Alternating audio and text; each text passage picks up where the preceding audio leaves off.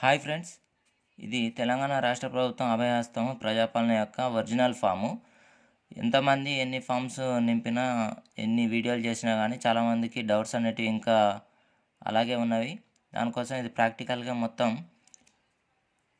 ఏ విధంగా నింపాలనేది క్లియర్ కట్గా చెప్పే ప్రయత్నం చేస్తాను. ఒకసారి మంచిగా అబ్జర్వేషన్ చేయండి.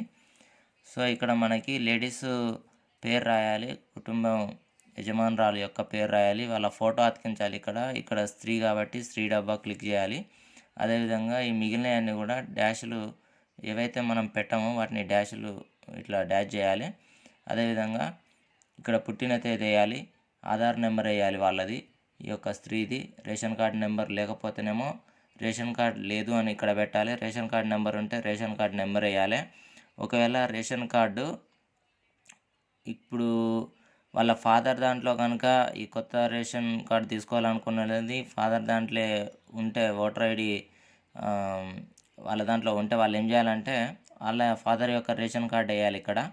ఒకవేళ ఫాదర్ దాంట్లో ఇంతకుముందు ఉన్న రేషన్ కార్డు లోపల డిలీట్ చేసేసుకొని కొత్త రేషన్ కార్డులు అప్లై చేసుకొని రాని వాళ్ళు అయితే ఇక రేషన్ కార్డు లేదని చెప్పి వేరే ఇంకొక అప్లికేషను ఖాళీ పేపర్ మీద రాసి స్పెషల్ కౌంటర్ ఉంటుంది వాళ్ళకు అక్కడ సమర్పించాల్సి ఉంటుంది. అదేవిధంగా ఇక్కడ మొబైల్ నెంబర్ వేయాలి. ఇక వాళ్ళు వ్యవసాయ కూలీ చేస్తే వ్యవసాయ కూలీ ఇక్కడ రాయాలి. ఇక మిగిలిన వాళ్ళ యొక్క ఫ్యామిలీ కుటుంబ విషయాలు ఇక్కడ రాయాలి. ఏదైతే పేరు, వాళ్ళ రిలేషన్ ఏ విధంగా వాళ్ళకు సంబంధం ఉంటుంది అది, ఇక డేట్ ఆఫ్ బర్త్ ఒకటి, ఈ విధంగా ఆధార్ నెంబర్ వేయాలి. ఇంకా నెక్స్ట్ పేజీకి చూసుకున్నట్లయితే ఇక్కడ వాళ్ళ హౌస్ నెంబర్ వేయాలి, వాళ్ళ విలేజ్, వాళ్ళ వార్డ్ నెంబరు, వాళ్ళ యొక్క మండలు, వాళ్ళ యొక్క డిస్టిక్. అదేవిధంగా వాళ్ళు ఏ పథకాలకు స్కీమ్లకు వాళ్ళు అప్లికేబుల్ అవుతారు అనేది టిక్ చేయాలి. అదేవిధంగా వాళ్ళకు గ్యాస్ కనెక్షన్ ఉంటే గ్యాస్ కనెక్షన్ నెంబర్ వేయాలి, గ్యాస్ కనెక్షన్ లేకపోతే లేదని రాయాలి, ఈ డబ్బా క్లిక్ చేయాలి. మిగిలినవి కూడా డాష్లు చేయాలి. ఒకవేళ వాళ్ళు కొత్తగా తీసుకోవాల్సి ఉంటే మిగిలినవి డాష్లు పెట్టాలి. రైతు భరోసా కూడా వాళ్ళకు వ్యవసాయం చేసే వాళ్ళైతేనేమో ఈ డబ్బా క్లిక్ చేసి వాళ్ళు వాళ్ళ యొక్క పాస్బుక్, వాళ్ళ యొక్క సర్వే నెంబర్లు వేయాలి. కౌలు రైతులు అయితే కూడా ఏ కౌలు ఏ భూమి చేస్తూ ఉన్నారనే వాళ్ళ డీటెయిల్స్ ఫిలప్ చేయాలి. ఈ రెండు డబ్బాలలో ఏదైనా ఒకటే క్లిక్ చేయాలి. ఒకవేళ రెండు కూడా చేయకపోతే వాళ్ళు డాష్లు పెట్టాలి. అదేవిధంగా ఈ డబ్బా లోపల కానీ ఈ డబ్బా లోపల కానీ ఒకటే క్లిక్ చేయాల్సి ఉంటుంది. ఇందులోపల ఏది క్లిక్ చేసినా ఇది చేయకూడదు, ఇది క్లిక్ చేస్తే ఇందులోపల ఏది కూడా క్లిక్ చేయకూడదు. ఇక్కడ వ్యవసాయ కూలి పని చేస్తే ఈ డబ్బా క్లిక్ చేయాలి. అదేవిధంగా వాళ్ళ యొక్క ఉపాధి హామీ కార్డు నెంబరు ఫ్యామిలీ మొత్తానికి ఒకటే ఉంటుంది, ఆ యొక్క కార్డు నెంబర్ వేయాలి. అదేవిధంగా ఇందిరమ్మ ఇండ్లకు వాళ్ళు అప్లికేబుల్ అయితే ఈ డబ్బా క్లిక్ చేయాలి. ఇది ఒకవేళ అప్లికేబుల్ కాకపోతే క్లిక్ చేయకూడదు. ఇది క్లిక్ చేసిన వాళ్ళు ఇక మిగిలిన వాటిని ఇంకా 2.2 క్లిక్ చేయకూడదు.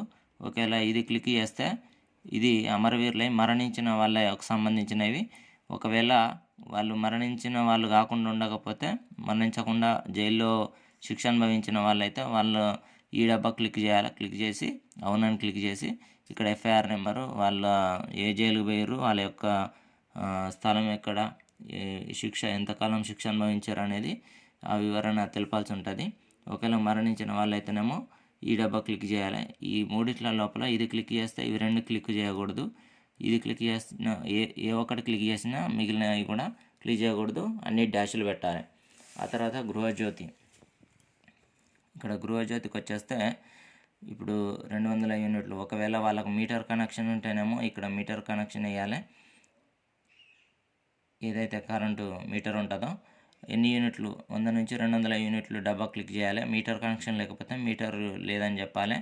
వాళ్ళు 100 నుంచి 200 యూనిట్లు వాడాలనుకునే వాళ్ళు కూడా ఈ డబ్బా క్లిక్ చేయాలి.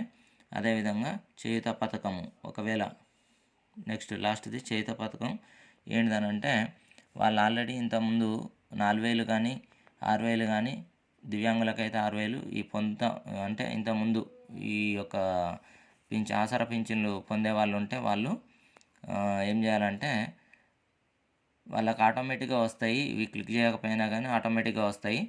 ఇక ఒకవేళ వాళ్ళు ఏ విధంగా పొందుతూ ఉన్నారు అనేది మాత్రం కింద ఇక్కడ మెన్షన్ చేయాలి. దివ్యాంగులు అయితేనే ఈ డబ్బా క్లిక్ చేయాలి, వాళ్ళ సాధారణ సర్టిఫికేట్ నెంబర్ వేయాలి. ఒకవేళ ఇద్దరు ముగ్గురు కూడా వాళ్ళ కుటుంబంలో ఉంటే కనుక వాళ్ళ ఇద్దరు ముగ్గురు సర్టిఫికేట్ నెంబర్లు కూడా ఇక్కడ రాయాలి. దానికి సంబంధించినవి కూడా జిరాక్స్ కాపీలు అటాచ్ చేయాలి ఆధార్ కార్డు రేషన్ కార్డులతోటి. వాటిని ఇక్కడ ఒకటే ఇచ్చిళ్ళు ఇద్దరు ముగ్గురు ఉన్నారు కదా ఫ్యామిలీ మెంబర్స్ అనుకునే వాళ్ళు కూడా ఉంటారు. ఎంతమంది ఉంటే అంతమంది సంబంధించిన జిరాక్సులు వాళ్ళు పెట్టాల్సి ఉంటుంది. అదేవిధంగా చూసుకున్నట్లయితే వాళ్ళు ఏ విధంగా ఈ యొక్క చేయూత పథకం లబ్ధిదారులు అవుతారు అనేది కూడా ఇక్కడ డబ్బా లోపల క్లిక్ చేయాలి. మిగిలిన డబ్బాలను డాష్ డాష్ డాష్లు ఈ విధంగా పెట్టాలి. ఒకవేళ ముసలి వాళ్ళు అయితే ఇక్కడ వృద్ధాప్య పింఛన్కి టిక్ చేయాలి.